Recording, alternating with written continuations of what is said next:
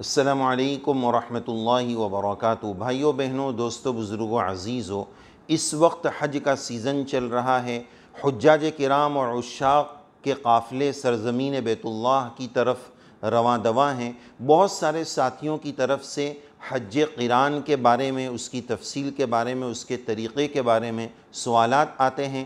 تو آج ہم آپ کی خدمت میں حج قران کے تعلق سے کچھ موٹی موٹی اہم باتیں، حج قران کا مختصر طریقہ آپ کی خدمت میں پیش کرنا چاہیں گے۔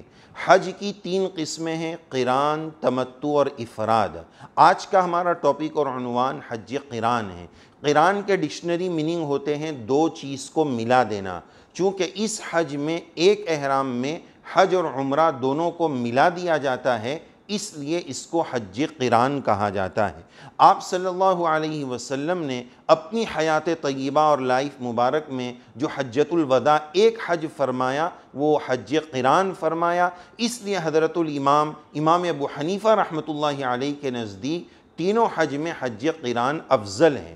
اور چونکہ اس میں محنت اور مشقت زیادہ ہے، احرام کی پابندی زیادہ ہے، محنت زیادہ ہے، تو اجر بقدر مشقت، اس وجہ سے اس کا ثواب بھی زیادہ ہے۔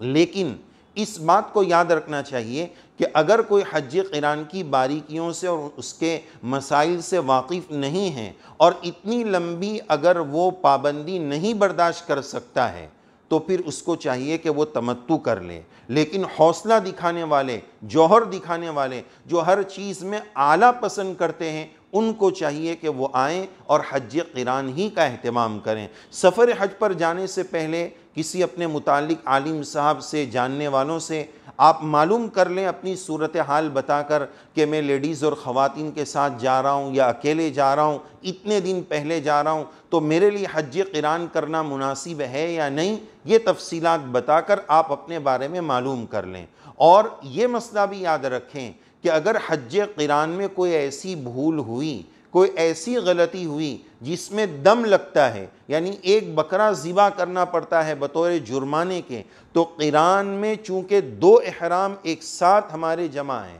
تو اس بھول پر جہاں تمتع یا افراد میں ایک دم لگتا ہے، قران میں وہاں 2 قربانی اور 2 دم لگتے ہیں۔ اس کا یاد رکھنا بھی ضروری ہے۔ اسی کے ساتھ ہم قران کا ایک مسئلہ آپ کی خدمت میں یہ بھی پیش کریں گے کہ حج قران کون لوگ کر سکتے ہیں، کون لوگ نہیں کر سکتے ہیں، اس کا سمجھنا بھی ضروری ہے۔ حج قران صرف آفاقی لوگوں کے لیے ہے، یعنی جو میقات کے باہر سے اندر جا رہے ہیں، حج قران وہی لوگ کر سکتے ہیں۔ مکی اور حلی ان کے لیے حج قران نہیں ہے۔ جو مکہ مکرمہ میں حدود حرم ہی میں رہتے ہیں، ان کے لیے بھی حج قران اور تمتع نہیں ہے، وہ صرف افراد کریں گے۔ اور حلی جو حدود حرم کے باہر اور میقات کے اندر رہتے ہیں، ان کے لیے بھی حج قران اور تمتع نہیں ہے۔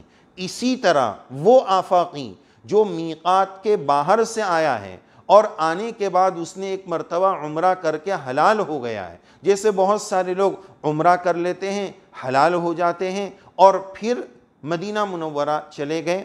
اب مدینہ منورہ گئے، وہ میقات کے باہر ہے، اب جب وہ وہاں سے واپس آئیں گے تو امام ابو حنیفہ رحمۃ اللہ علیہ کے قول کے مطابق وہ قران کا احرام مدینہ کی میقات ذوالحلیفہ سے آتے وقت قران کا احرام یا تمتع کا احرام نہیں باندھ سکتے ہیں۔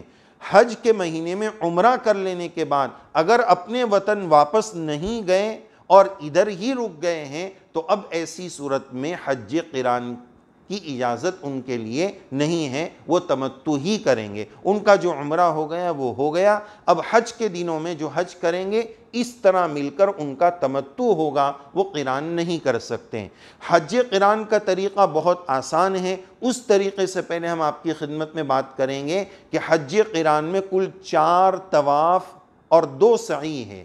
4 طواف میں سے 2 طواف فرض ہے، 1 طواف سنت ہے اور 1 طواف واجب ہے، اور دونوں سعی واجب ہیں۔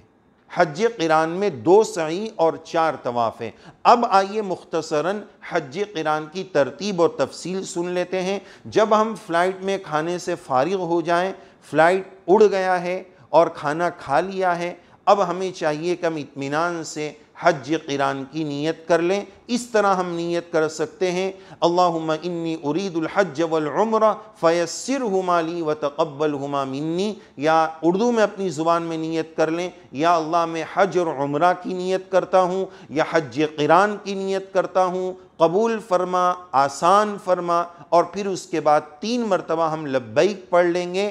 اب ہم حج کی احرام کی پابندیوں میں آ چکے ہیں، اب ہم احرام کی پابندیوں میں ہیں، اس کا خیال ہمیں رکھنے کی ضرورت ہے۔ جانے کے بعد کچھ آرام کر لینے اور فریش ہو جانے کے بعد اب ہمیں عمرہ کرنے کے لیے جانا ہے۔ اب جب ہم عمرہ کرنے جائیں گے تو سب سے پہلے طواف کا عمل کریں گے۔ طواف کی پوری ترتیب و تفصیل ہم نے اپنے ویڈیو میں بتائی ہے۔ پھر اس کے بعد سعی کا عمل کریں گے، صفا مروہ کی سعی کر لیں گے۔ تو اس طرح ہمارے عمرہ کے 3 کام ہو جائیں گے۔ چونکہ ہم نے قران کیا ہے تو اب ہمیں عمرہ سے حلال نہیں ہونا ہے، احرام کی پابندی میں رہنا ہے، اس لیے ہم بال کٹانے یا حلق کرانے کا عمل نہیں کریں گے، احرام کی پابندیوں میں برقرار رہیں گے، باقی رہیں گے۔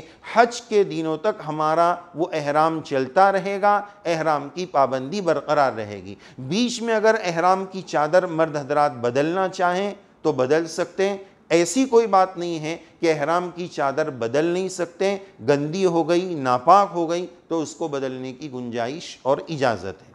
بال ہمیں نہیں کٹانے ہیں۔ اب اس عمرہ سے فارغ ہو جانے کے بعد اگلا کام ہمیں طواف قدوم کرنا ہے۔ یہ طواف قدوم سنت عمل ہے، اور اگر ہم نے یہ سوچا ہے اور یہ طے کیا ہے کہ حج کی سعی کو ہمیں ایڈوانس میں کرنا ہے تو اس طواف قدوم کے ساتھ ہم حج کی سعی کو شروع میں ملا سکتے ہیں، اور حج کی سعی کو طواف قدوم کے ساتھ اگر ہمیں ملانا ہے تو اس طواف میں مرد حضرات کو 2 کام ایکسٹرا سنت کرنے ہیں، جس کو اضطباء اور رمل کہا جاتا ہے، داہنا کندھا کھلا رکھنا، اور دوسرا سینہ تان کر پریڈ اور فوجی کی چال میں چلنا جس کو رمل کہا جاتا ہے، یہ اس طواف میں ہم کریں گے، اور اس کے بعد حج کی سعی ایڈوانس میں کر لیں گے۔ یہ پوری ترتیب ہو گئی۔ اب اس کے بعد جب حج کے دن آئیں گے، اچھا یہ حج کی سعی کرنا یہاں لازم یا ضروری نہیں ہے، افضل ہے کہ طواف قدوم کے ساتھ حج کی سعی کو بعد میں کرنے کے بجائے ایڈوانس میں کر لیں، یہ قران والے کے لیے افضل ہے، تمتع والے کے لیے نہیں ہے۔ تو حج کی سعی کو شروع میں کر لیں، پھر احرام کی پابندی باقی رہے گی۔ 7 تاریخ کو 8 تاریخ کو جب بھی مینا کے خیموں میں ہمیں لے جایا جائے گا ہم وہاں جائیں گے۔ 8 تاریخ کو 5 نمازیں پڑھیں گے، 9، 10، 11، 12 کے جو ارکان، جو عام ارکان سب کے لیے ہیں، قران والوں کے لیے، افراد والوں کے لیے، تمتع والوں کے لیے وہی سب ارکان ہیں کہ 9 تاریخ کو ہمیں عرفات کے میدان میں پہنچنا ہے، وقوف عرفات۔ 8 کو تو کیا کرنا ہے؟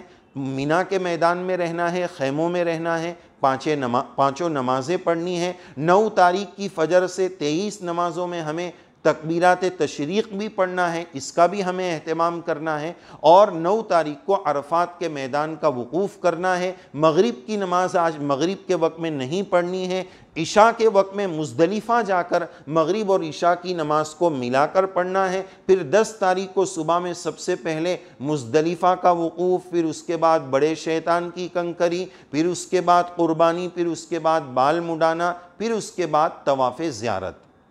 تو اس طرح پھر اس کے بعد 11، 12، 13 تینوں دنوں کی کنکری، یہ سب چیزیں تینوں حج میں سیم ہیں۔ اب ایک بات یہ یاد رکھنا ہے، جو فرق ہے وہ یہ ہے کہ لبیک، تمتع والا جو لبیک پڑھے گا وہ فلائٹ میں نیت کرنے کے بعد جب شروع کرے گا تو عمرہ کے طواف پر اس کا وہ لبیک ختم ہو جائے گا۔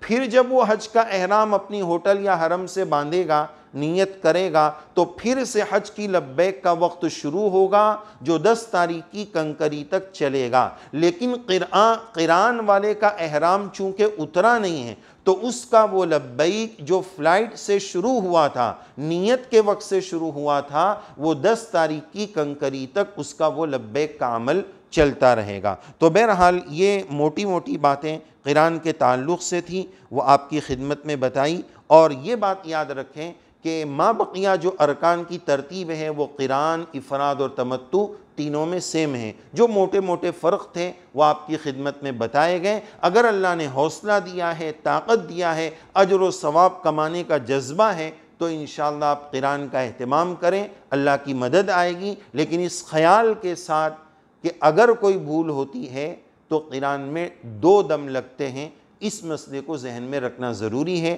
اللہ تعالیٰ حجاج کرام کے لیے آسانی فرمائے اور عشق والی، محبت والی، جذبات والی، کیفیات والی عبادت ادا کرنے کی رب کریم توفیق سعید نصیب فرمائے۔ آمین یا رب العالمین۔